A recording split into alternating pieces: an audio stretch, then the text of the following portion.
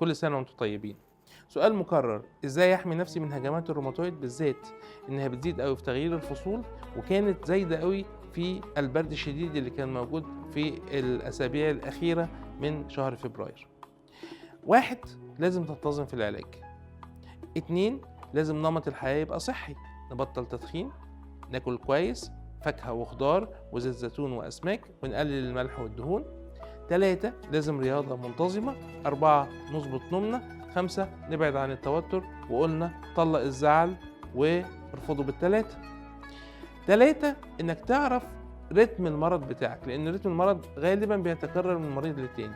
واحد مع الزعل يزيد، واحد في أوقات معينة يزيد.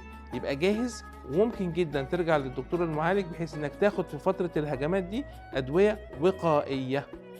آخر حاجة إنك تحاول تبتعد عن الاختلاط مع الأشخاص اللي بيدخنوا، اللي عندهم دور برد، وطبعا النكديين. وكل سنة وأنتم طيبين ودمتم سالمين.